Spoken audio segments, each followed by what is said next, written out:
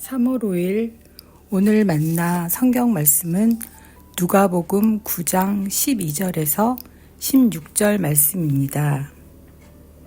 그런데 날이 저물기 시작하니 12 제자가 다가와서 예수께 말씀드렸다. 무리를 헤쳐보내어 주위의 마을과 농가로 찾아가서 잠자리도 구하고 먹을 것도 구하게 하십시오. 우리가 있는 여기는 빈 들입니다. 그러나 예수께서는 그들에게 말씀하셨다. 너희가 그들에게 먹을 것을 주어라. 그들이 말하였다. 우리에게는 빵 5개와 물고기 2마리밖에 없습니다. 우리가 나가서 이 모든 사람이 다 먹을 수 있을 만큼 먹을 것을 사지 않으면 안 되겠습니다. 거기에는 남자만도 약 5,000명이 있었다. 예수께서 제자들에게 말씀하셨다. 사람들을 한 50명씩 떼를 지어서 앉게 하여라. 제자들이 그대로 하여 모두 다 앉게 하였다. 예수께서 빵 5개와 물고기 2마리를 손에 들고 하늘을 우러러 쳐다보시고 그것들을 축복하신 다음에 떼어서 제자들에게 주시어 무리 앞에 놓게 하셨다. 아멘. 오늘 만나로 만나주시는 하나님을 기대합니다. 오늘 우리가 만나는 본문의 사건 오병이어의 이야기는 사복음서에 모두 기록되어 있는 유일한 기적입니다. 그만큼 이 사건은 초기 기독교 공동체에 강렬한 영적 여운과 잔상을 남겼던 기적이라 할 수 있습니다.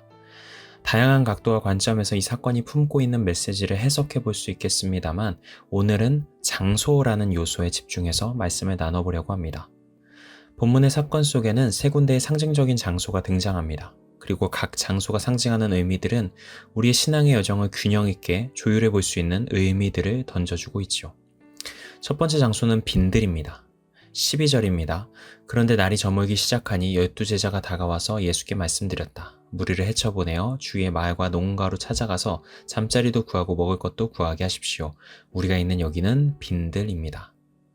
빈들이란 말 그대로 아무것도 없는 허허 벌판입니다.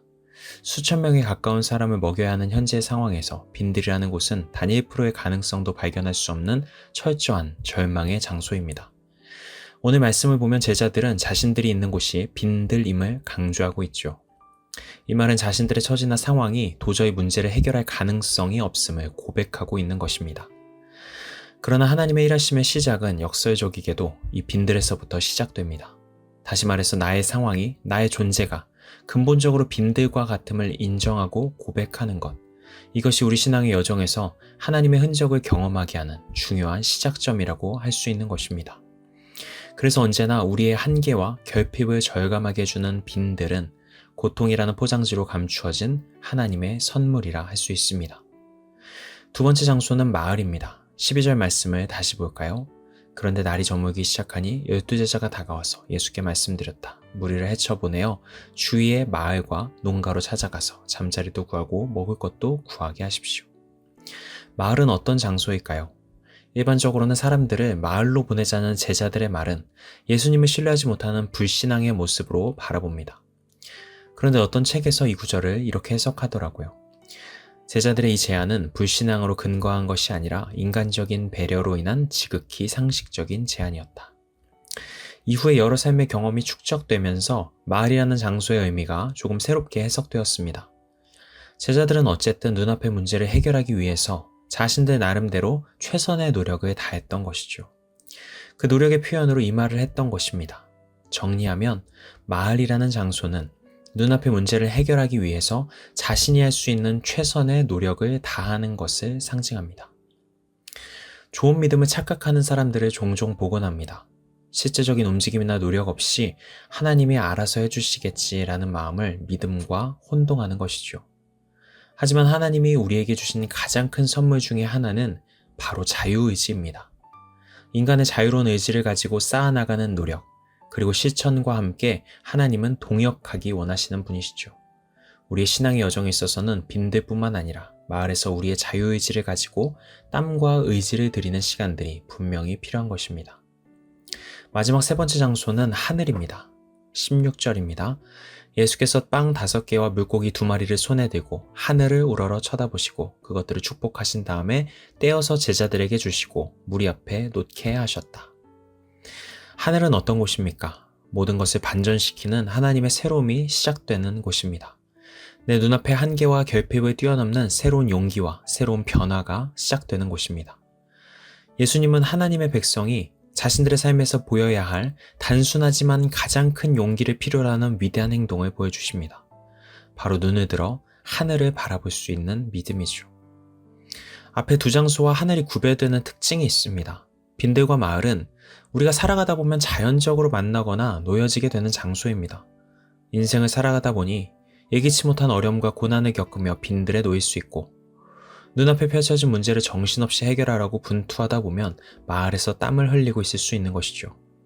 그러나 하늘은 유일하게 내가 의지를 다해 멈춰서서 고개를 들지 않으면 발견하거나 경험될 수 없는 장소입니다. 그런 하늘을 바라볼 때 나타나는 기적은 무엇일까요? 저는 오병이어 사건처럼 갑자기 우리의 상황이 극적으로 변화되고 반드시 마술적인 기적이 일어나는 모습만 유일한 기적은 아니라고 생각합니다. 빈들과 마을에 파묻혀 있느라 그동안 몰랐지만 내 삶을 붙들고 계시고 인도하고 계시며 때때마다 먹이시고 돌보시는 존재가 있음을 발견하게 되는 것. 그분이 예수님이시고 나의 지나온 삶의 시간들 속에 그분의 도우심이 있었다는 것을 깨닫게 되는 것. 그래서 앞으로의 시간들을 소망으로 새롭게 바라보게 되는 것. 이런 것들이야말로 우리 삶을 한 차원 높은 시공간으로 고양시켜주는 기적이라 할 수 있지 않을까요? 그래서 돈이, 자본이 지배하는 세상 속에서 그보다 더 큰 존재가 나를 책임지시고 이끌어 가심을 발견하게 되는 것이 우리가 하늘을 바라볼 때 겪을 수 있는 값진 기적이지 않을까 생각합니다. 사랑하는 성도 여러분, 오늘부터 사순절이 시작됩니다. 이 사순절 기간 동안 여러분의 한계에 대해 절감하며 빈들의 영성을 깊이 경험하시는 은혜가 있기를 바랍니다. 또 동시에 하나님의 뜻을 실현하기 위해 할 수 있는 의미 있는 행동과 실천을 쌓아가며 마을의 영성을 배워가시기 바랍니다. 그리고 무엇보다도 여러분의 분주한 발걸음과 시간을 멈추어 위로부터 임하는 생명력을 소망하며 하늘을 바라보는 겸손함을 쌓아나가길 축복합니다. 빈들과 마을 사이에서 하늘을 바라보는 여러분의 삶의 걸음을 하나님께서 아름답게 빚어나가시리라 믿습니다. 기도하시겠습니다. 사랑의 주님, 사순절의 기간 동안 빈들과 마을 사이에서 하늘을 바라보며 우리의 신앙의 지평을 넓고 깊게 다져가도록 인도하여 주시옵소서. 예수님의 이름으로 기도합니다. 아멘. 이제 2가지 기도 제목으로 함께 기도합니다. 첫 번째로 오늘의 말씀을 따라 기도하겠습니다.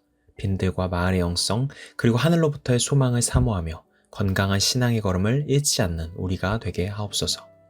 두 번째로 다음 세대를 위해 기도하겠습니다. 새로운 학기를 시작하고 있는 우리 자녀들의 삶과 학교에서의 모든 시간들과 관계들을 지키시고 보호하여 주옵소서. 이 제목으로 기도하신 후에 개인 기도로 나아가시겠습니다.